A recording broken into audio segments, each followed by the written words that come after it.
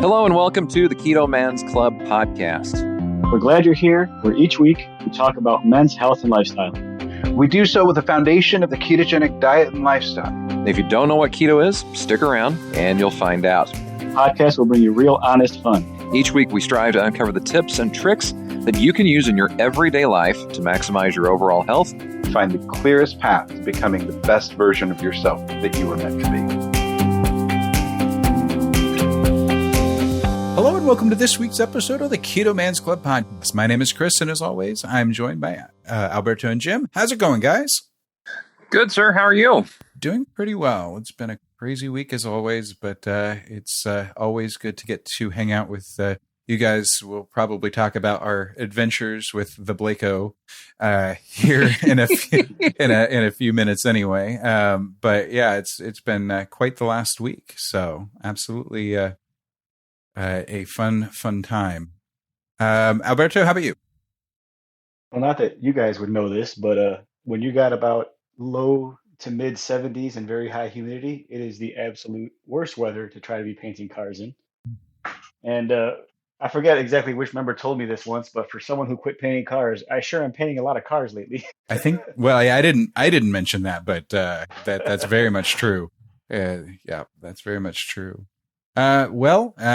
Yeah, and today was absolutely gorgeous with nice 70 plus degree. I had to turn on the AC here at the house, which is, wonderful.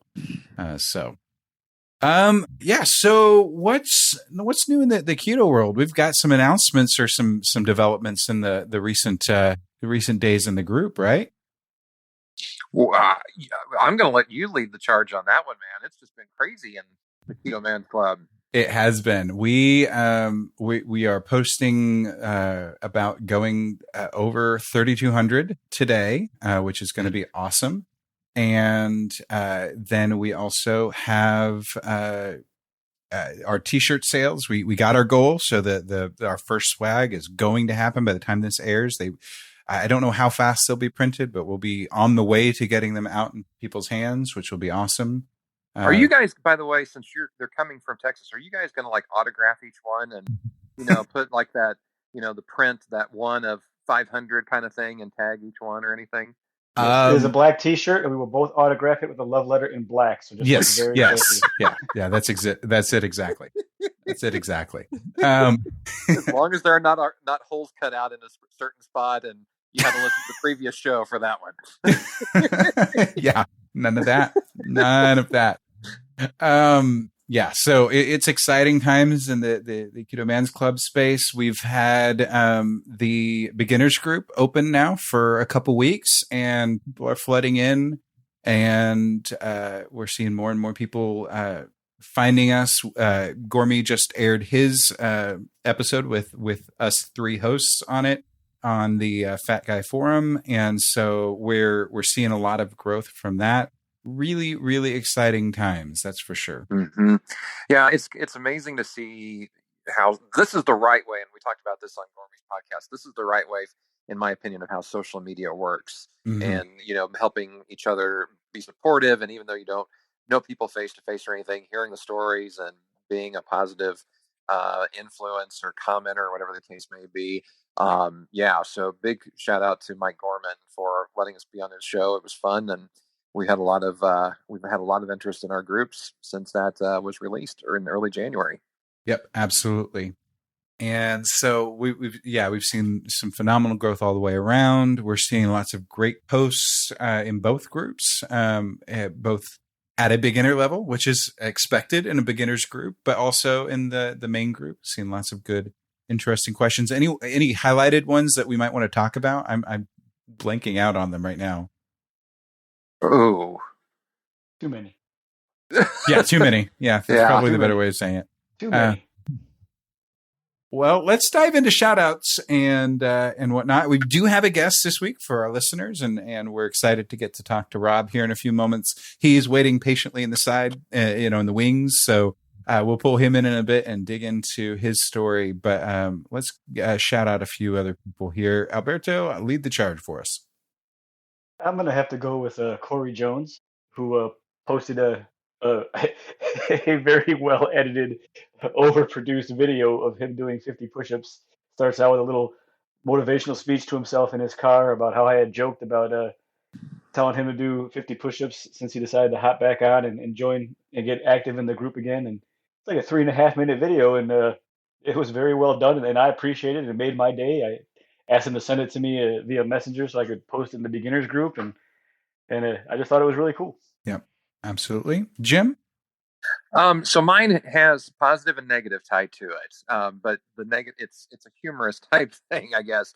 So this is a shout out. I'm not going to give this person's last name because I don't want anybody to track this guy down, and it's not me. But this guy's name is Jim also, and he just joined the Keto Man's Club. And his first post, I'm just going to read it verbatim what he shared. So my divorce is tomorrow. Decided to treat myself to Five Guys tonight because the lettuce wrap bacon burgers are more loyal than my wife ever was. ... And the woman behind the counter says, quote, I put an extra patty and bacon on your burger. Hope you don't mind. It's the little things. So, Yep. I don't wish divorce or sadness on anybody, and I don't know Jim at all, but you got to find a little bit of humor in the situation, and it's very nice to see in just the 1 hour that comment has been live, more than a dozen positive comments again from different members of the group, encouraging the guy in multiple ways. And one even said, hey, go get the lady at Five Guys number. So, yeah, there was a couple different people that said, hey, go put a ring on her before before she gets away. Somebody who knows how to do bacon and burgers really well, that deserves at least a second date. That's yeah. No, I think that passes. That passes. So that's my shout out. Very cool. I am going to shout out some of the people who have jumped in and really taken the lead in helping our beginners group really have the answers that they need. Brett Stapley he was actually one of the driving forces that helped us pull the trigger on it. He left that voicemail for us that we listened to a few episodes back, and really, that was kind of the confirmation that the people in the group wanted to help, wanted to create something. And so, shout out to him. Big Yogi Parker has jumped in, has been throwing all sorts of tips and tricks out there. He is always out there to lend a hand. And then Bernie Druckman, who has been on the podcast, he's jumped in and been a great help for sure, posting his stuff, answering questions, encouraging. We've had some really great interactions all the way around, but those guys definitely stand out. And to all the other people that are pitching in from the main group that are helping out in the beginners group, kudos on all of you guys. You're making an impact. It's relatively small. We're at about 150 members still, but that's a very good start for only being a 2-week-old group. Pretty awesome. Yeah, absolutely. So let's go into our guest here. Alberto, why don't you go ahead and tell us a little bit about Rob, and then we'll kind of dive in deep. Well, I only know him through actually a lot of interaction in a different keto group, and I don't think we've had a triathlete on the podcast before. So I mean, just seeing his posts and this guy's workouts are pretty incredible. So I thought it'd be kind of a cool conversation to hear his story, see where he came from, and listen to his, I won't even call them gym shenanigans because they're just overall athletic shenanigans. Yep, absolutely. Well, Rob, welcome to the show. Thank you. So tell us a little bit about yourself. Give us some real basic stuff, including maybe the arc of your health journey up to, but not really into your keto stuff. Well, I've been married to my awesome, lovely wife for 15 years, a little over 15 years. I was in shape back, when I was in my younger 20s, got hurt back, a whole bunch of horrible stuff with my back. So that kind of put a damper on things. I also got diagnosed with Graves' disease about, 5 years ago. Don't know if you're familiar with that. It's a hyperthyroidism. So I guess my engine would be redlining. So instead of my metabolism slowing down, it speed up, but then the medication makes you slow down. So the side effect is you gain a lot of weight. So I went from, I don't know, 230-ish roughly to 310 within about a year and a half. So that was a lot of weight. Some other, so I had some other inflammatory disease with my knee. Quite honestly, I forgot what it's called because I just didn't pay attention to it. So what got me? So like I was pretty active in my 20s. Definitely not an athlete by any stretch of the imagination. Physical job. Did a couple of years in the military, threw garbage, always physical jobs. And then I got hurt back, Graves' disease, and that pretty much was where I was before I started keto. 310, and couldn't even walk up the stairs fast without losing my breath. Yeah. Wow.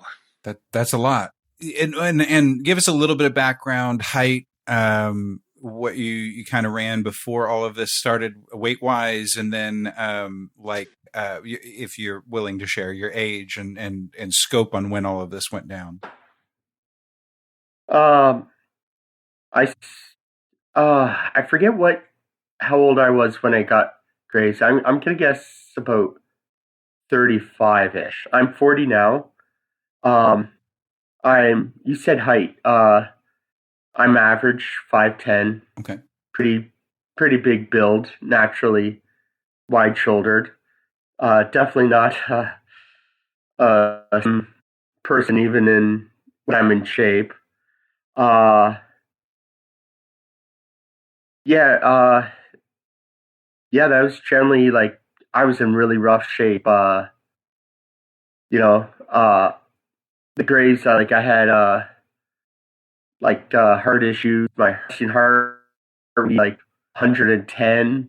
Walking just down the street, it would jump up to 200, but that was fixed with medication. So like it was like I was walking heart attack basically. That needed to eat insane amount of food because my body was burning itself out. To give you an example, on my birthday, I ate like a large pizza, eclairs, junk food. I ate probably 2, 3 pounds, 4 pounds of food, and I still lost weight. But it was because my body was burning itself out. Is Graves' disease is that a genetic condition? Is it something that develops later in life? And how did they come to Graves' disease as your diagnosis?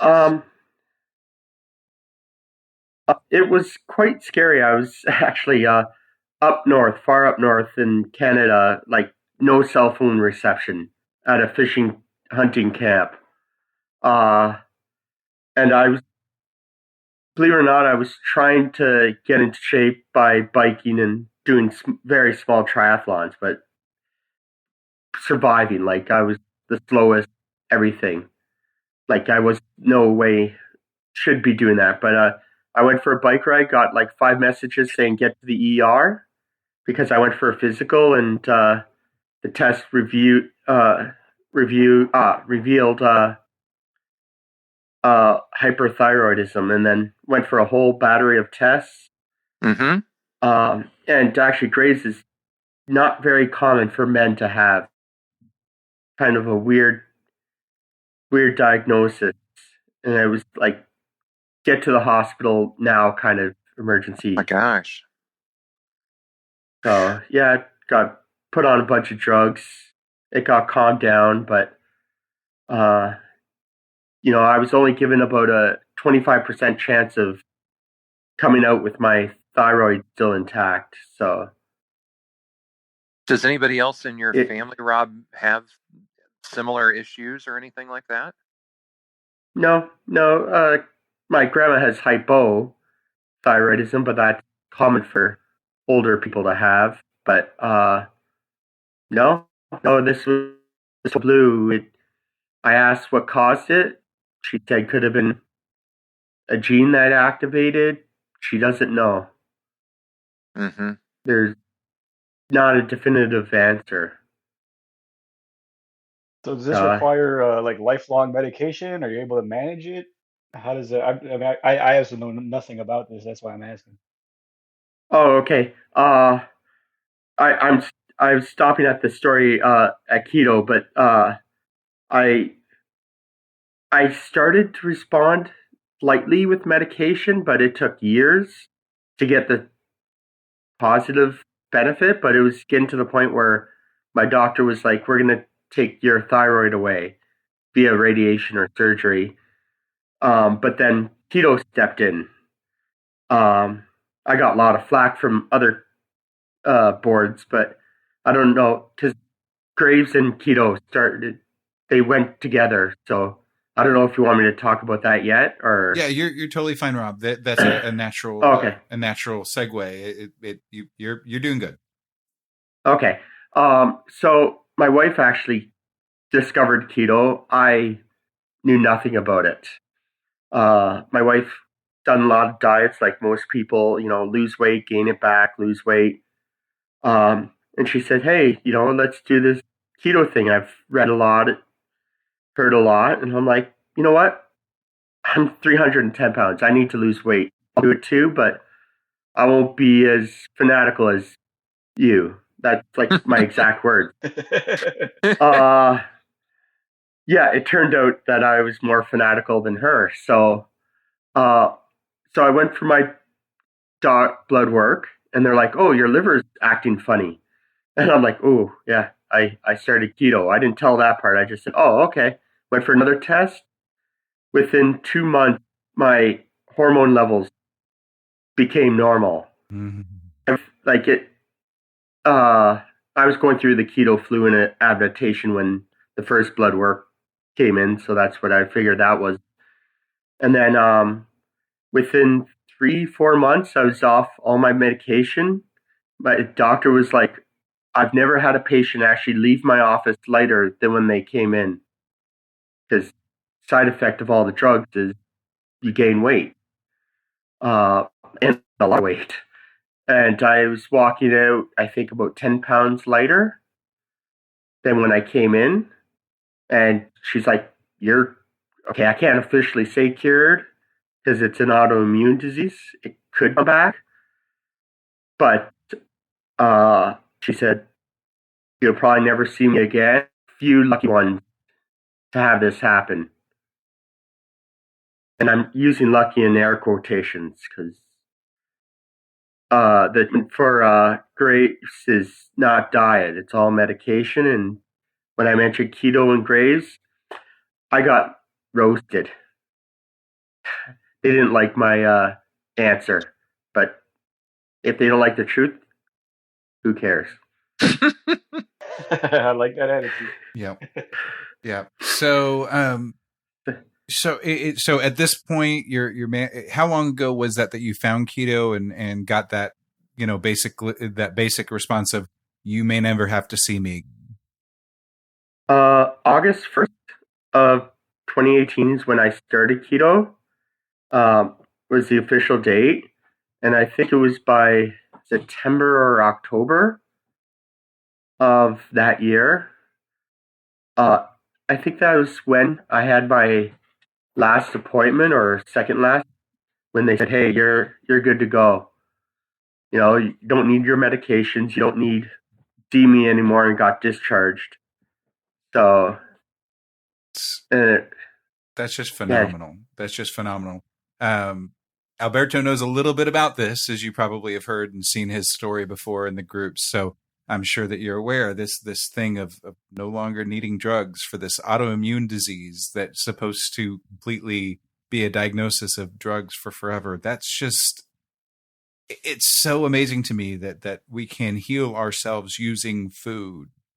Ali Miller is a huge advocate for food as medicine, and I can't say I agree 100% with everything that she puts out there, but honestly, that idea that if you put good stuff in your body, the things that your body needs, it will and can heal itself is such an important lesson that so many people need to learn. So it's awesome to get to hear you talk about that and see those results. So, oh, sorry, my wife was type 2 diabetic, and she's not anymore.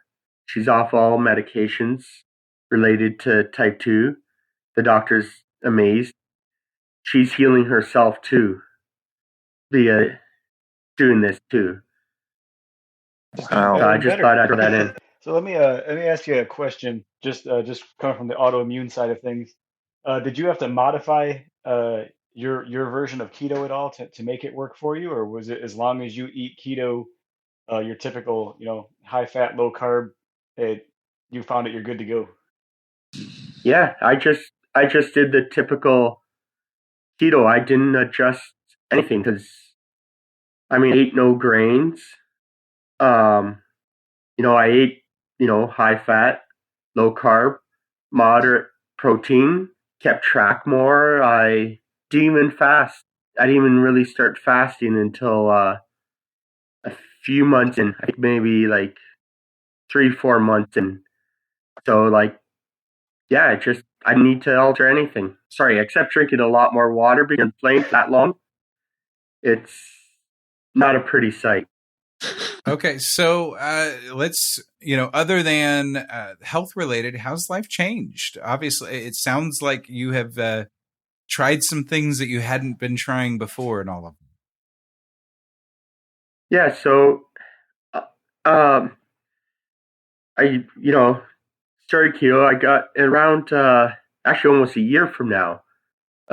In March, it's like I tried triathlon, but I was under shape. I was totally shouldn't have done anything. Like so out of shape and didn't know what I was doing.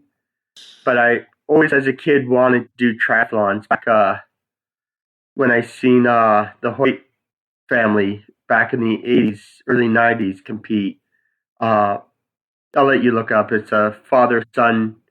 Son with special needs and need to be pushed around and all that. Huge inspirational. Yeah, I've seen him. I've seen him online before.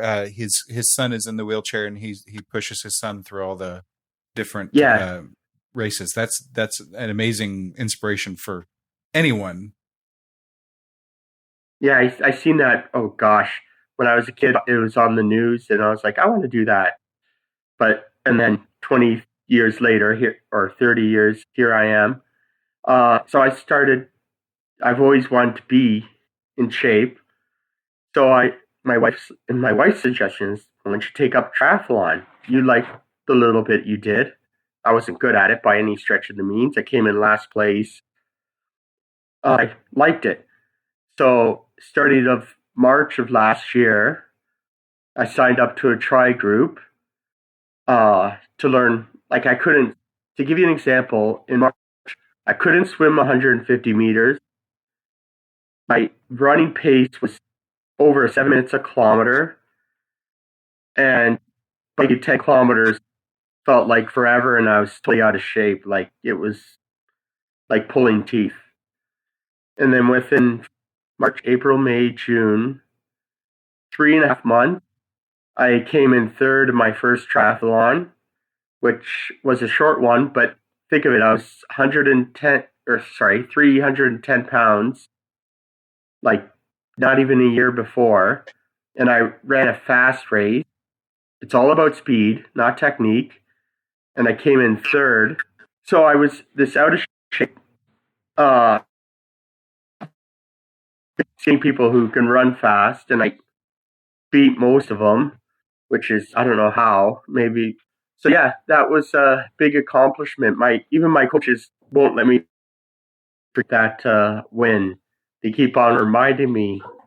So, and then from there, I just did bigger, longer races. Never finished on the podium, but I guess just enjoyed it. Well, I'm trying with all these changes and everything. I mean, one of the things that we hear a lot about in the group is how it impacts your relationships, not just with immediate family, like friends, coworkers, and things like that. So going from that, 210, 230, wherever you were, up to the 310 weight wise, and then the diagnosis with the Graves and everything, and then getting on keto and whatnot. I mean, you've gone through some fairly extensive physical transformations and challenges. Were people good with you losing weight and getting back in shape, or were like, oh, you've got this and this, and you need to be careful, and don't do anything too crazy, kind of thing? What were people's reactions when they were seeing you evolve in that time period?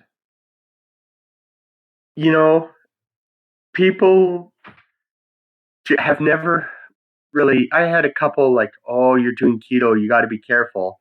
Mm-hmm. But I just say so. It's better for me to be lazy and die early. Um, but as you know, I kind of say what I want to say, and pretty much everybody was just high fiving me and inspired. Like they're like, "Holy cow, you were this, now you're this." Mm-hmm. Um, so like besides the occasional comment, no, everybody's been like cheering me on because they've seen where I was and they see where I am and where I'm going. So it was, So you've yeah, had some good feedback and support. That's good. Are you, yeah, about with 95%. good? Well, we won't talk about the other five then.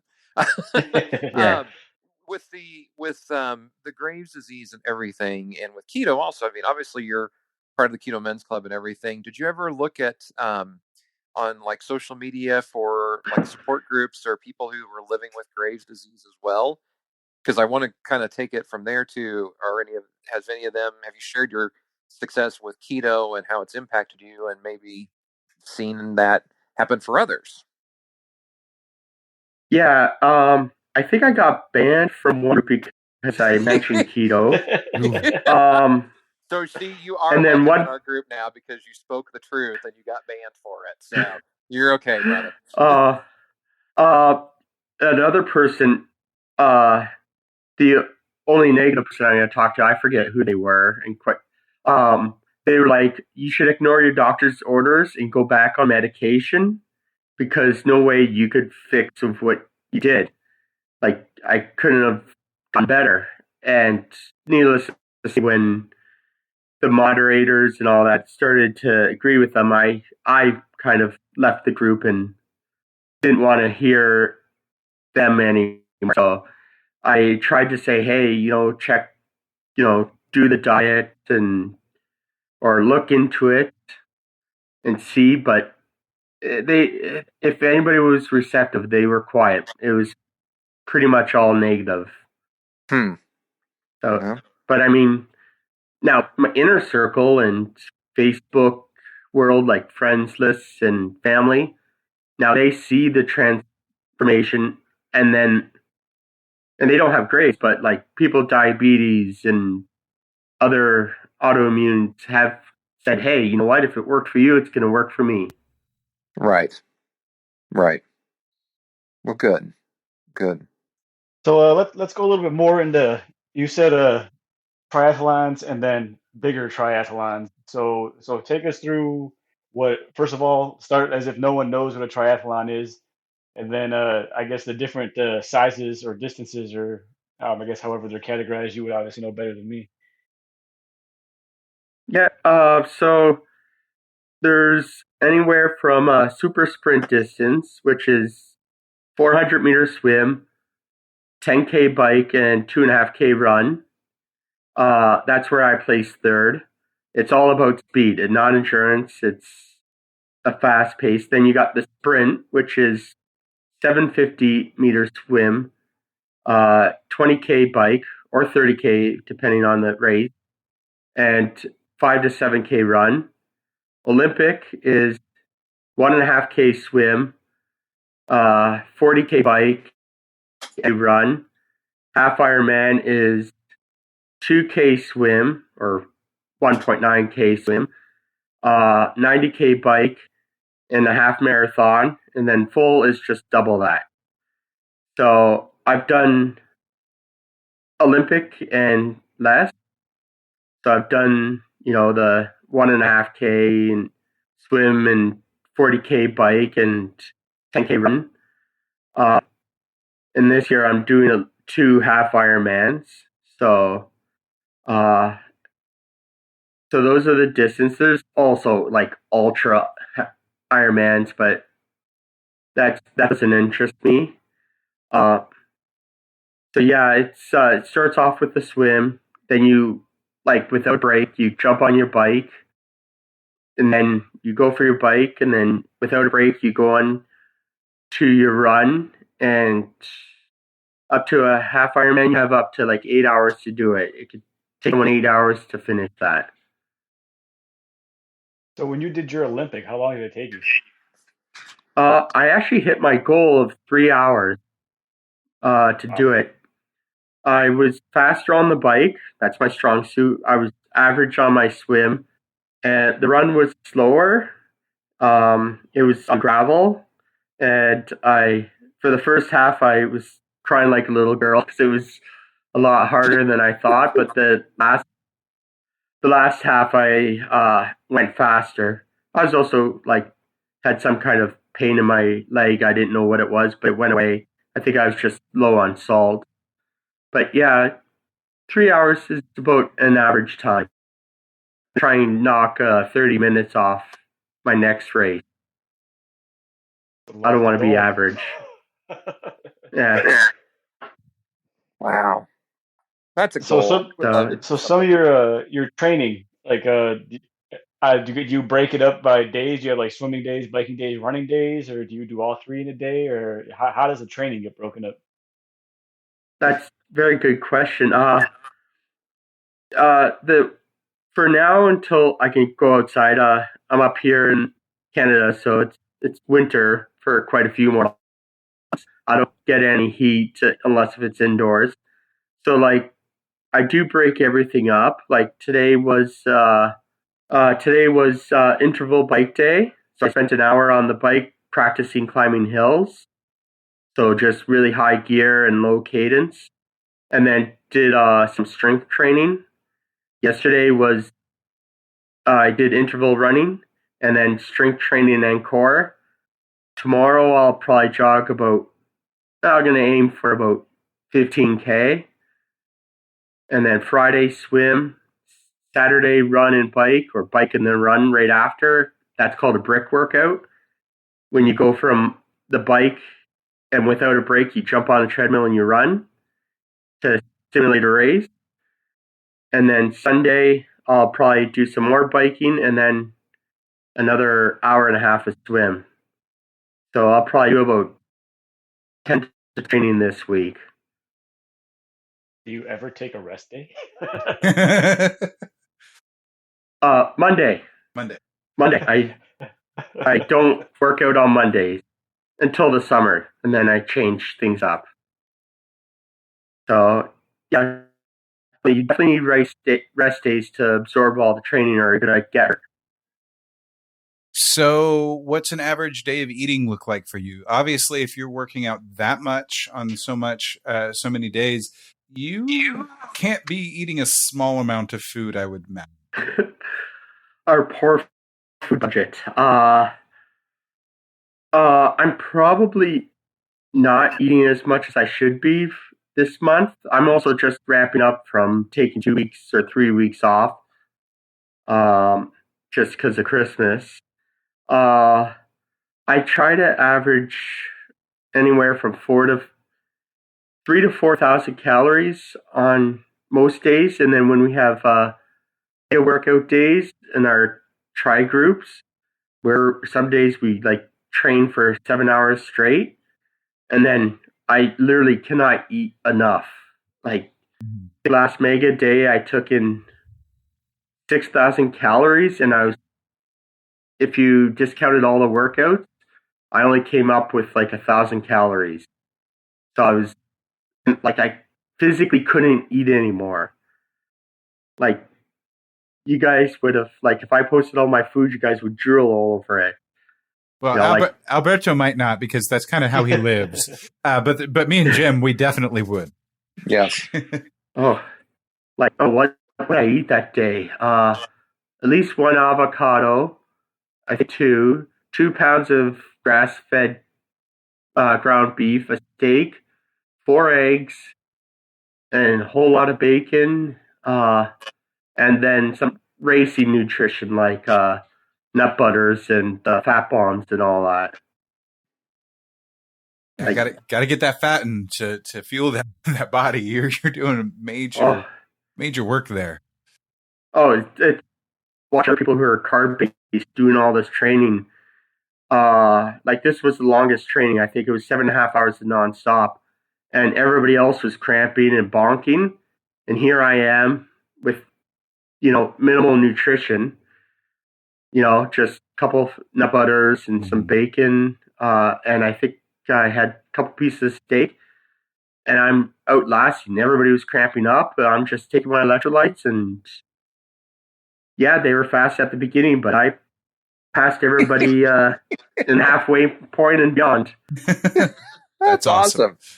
Agreed. I was actually just going to ask you about the idea of a lot of endurance athletes. They say, "Oh, you can't do that on fat. You're going to bonk. You're going to crash. You can't utilize enough energy."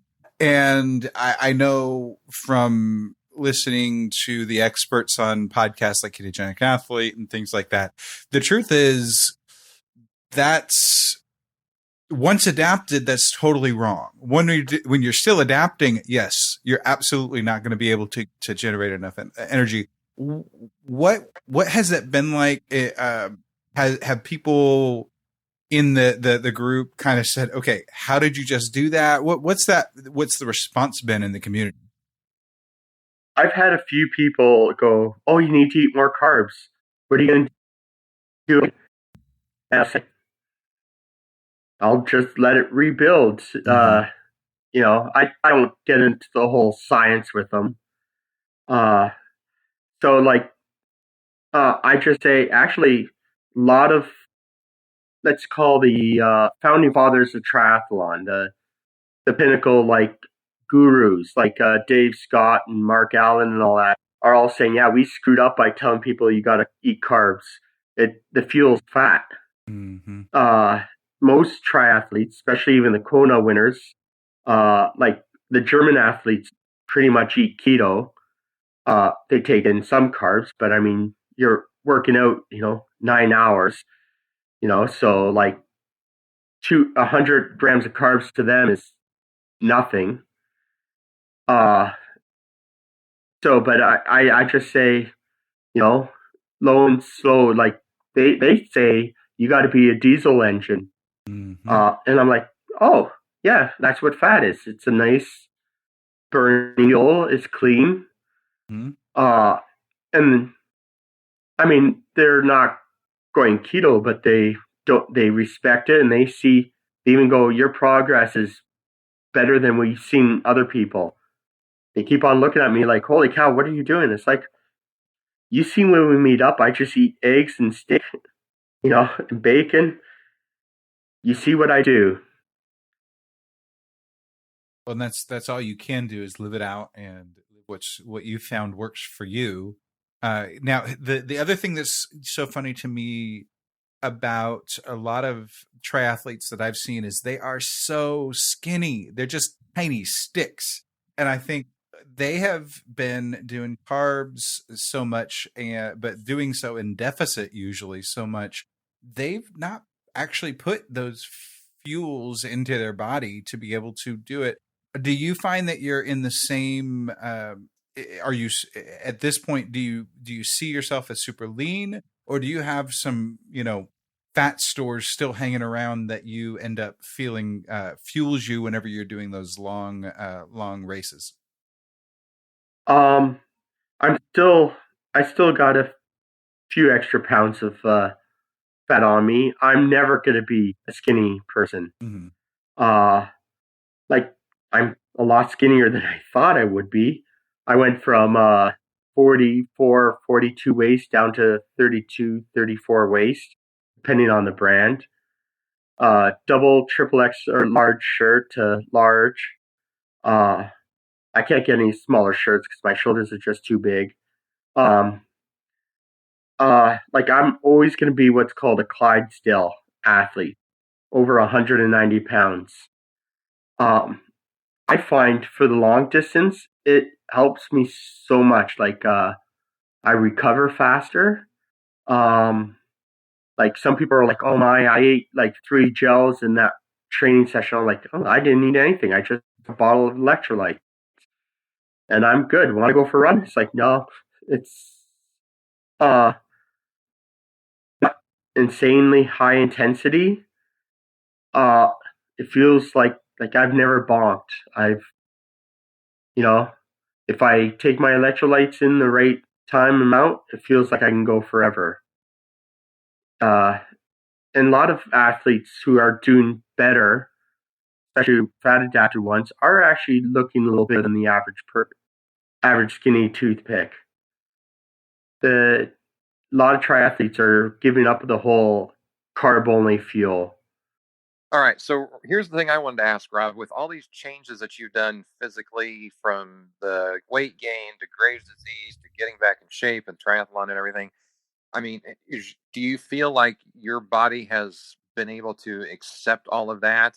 Because a lot of times when people go through these transformations up and down and whatnot, I mean, it can kind of be a tough physical adaptation. So, do you feel solid? Do you feel like, I mean, obviously you're doing all this stuff, but do you really feel like you are just rocking and rolling as best that you can be?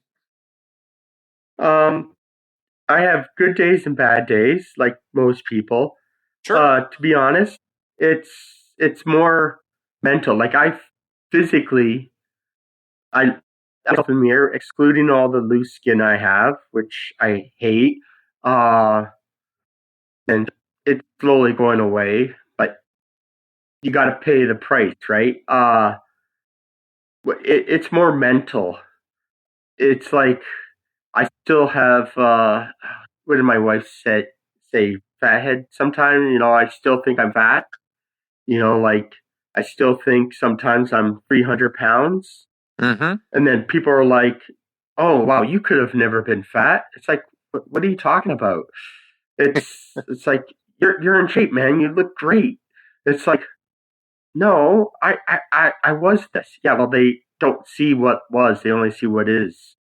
So I still live in the past sometimes of thinking I'm still, but it's, I think, you know, it still baffles me that I fit in a t-shirt, whereas a 3X was just comfortable a year and a half ago. You know, Yeah. I mean, it sucks buying. I need to spend a lot of money on clothes, but but That can be fun though. That it's can be fun. yeah, Goodwill. Lots of trips to Yes. Goodwill. Yep. But it's mainly mental. I have to say the biggest problems are mental. Like that's a lot of weight I lost, like about 100 pounds. Um, and then an athlete for crying out loud. I've never had my name associated with being athletic, so that kind of didn't expect it. If you said 4 years ago I'd be doing this, I'd say you're crazy. Well, then what we're going to have to do is get you to KetoCon this year, and then Mm. you just have this persona of I've been a freaking rock star for close to 40 years or whatever it is, and just, live the dream for a couple of days and just be that guy the whole time kind of thing. Yeah, we'd love to have you Well, have you I down. I love sharing my story. I mean, you guys have a bigger audience than I have, but I love the messages saying, "Hey, I'm doing keto. I'm getting in shape. I've seen you before and now, and you know, I could do it. I need to do it. I got diagnosed with diabetes. I want to live longer. I don't want to be like at a coworker saying, I'm going to try triathlon because I see all your posts. So it's like, you know, Mm-hmm. it, my mentor, told me once, always add value to people. always try to leave a better impression. So I'd rather, if I only meet person once, if I can make them feel a little better or give them hope, I'm all for that. I want to ask you one more quick thing here, Rob. When with the triathlon, the running and the biking and swimming, what if somebody were wanting to do that? And we all know those people. I've been one of them at different parts of my life where you're like, I'm going to go all in, and then 3 days later, it's like, hey, see ya, peace out, kind of thing.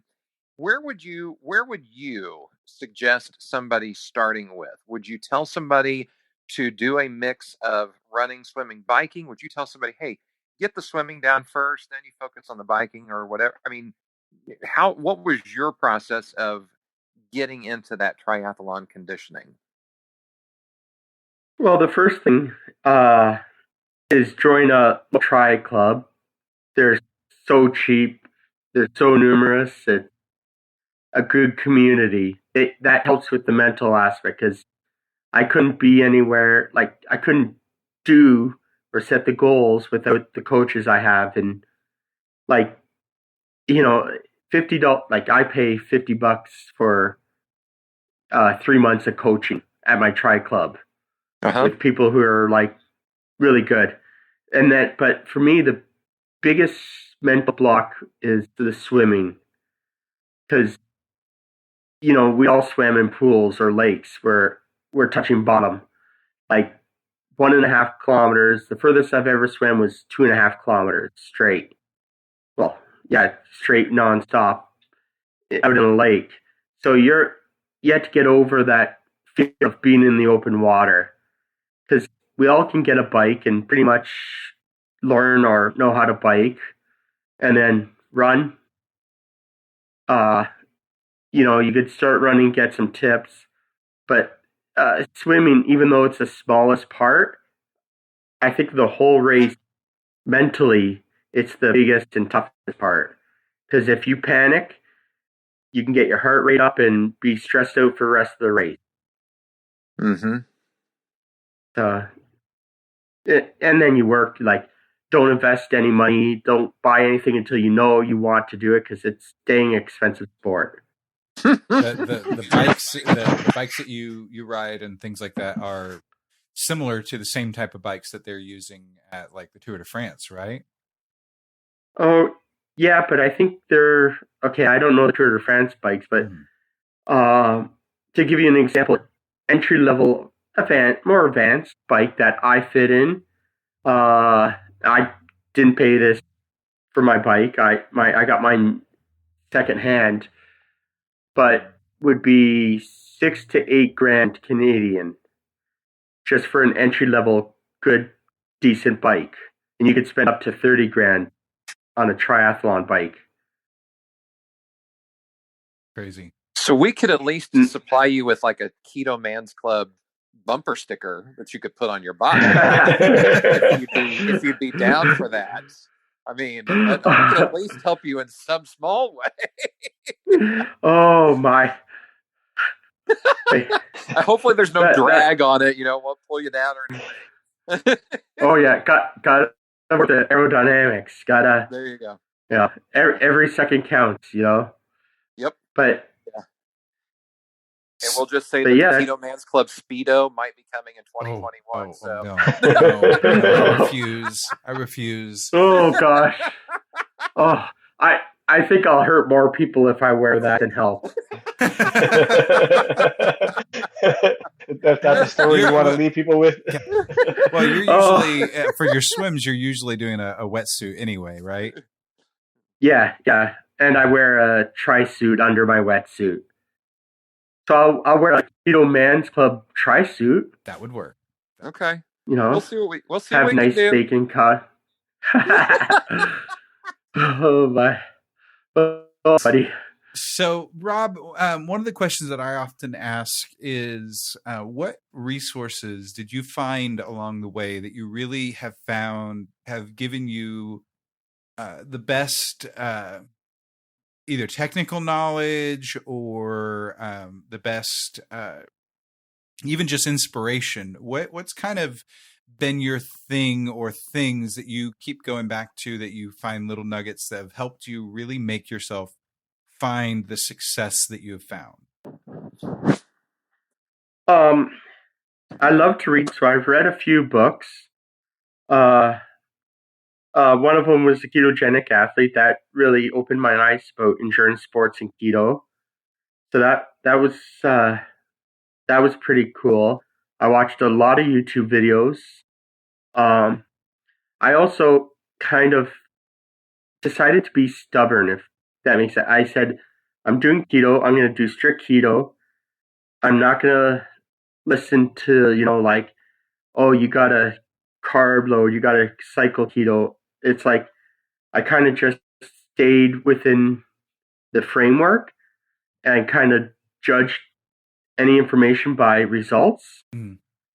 So, like, like, hey, I was strict keto and I, lift a lot of weights and I'm, I could do this, that, that, that's awesome.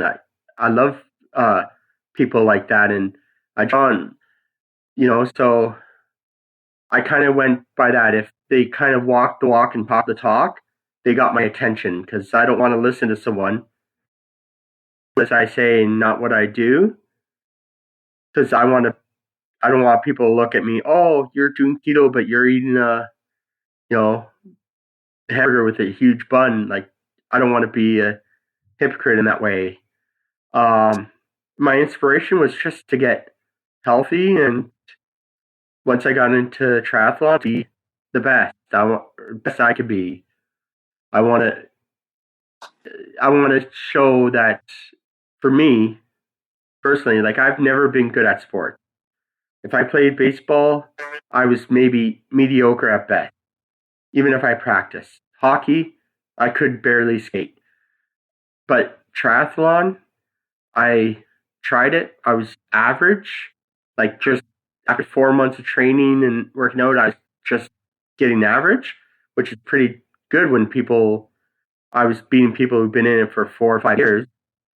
So, I'm pretty stubborn. I'm pretty focused. And I'm like, I want to get to some world championships, and keto is the best fuel for a long life and for the sport. And apparently I, can influence a lot of people on the way. Yep, absolutely. Well, any other final questions? So you've done an awesome job sharing your story, Rob. Thank you for doing so with us. We really appreciate you taking the time. Any other questions, guys? I think you pretty well covered it. No, I think this has been awesome. We've had a lot of people on with different health concerns and whatnot since we started the podcast, and this is the first time we talked about Graves' disease. So I appreciate you giving us a little bit of insight about it. Absolutely. And it's lovely and completely awesome to see that it's another diagnosis that typical doctor would give, that would say, oh, this is just a condition that you're always going to have to deal with.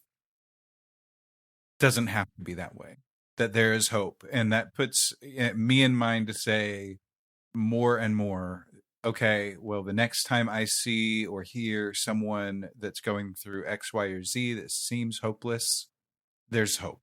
And that's an amazing thing. Yep.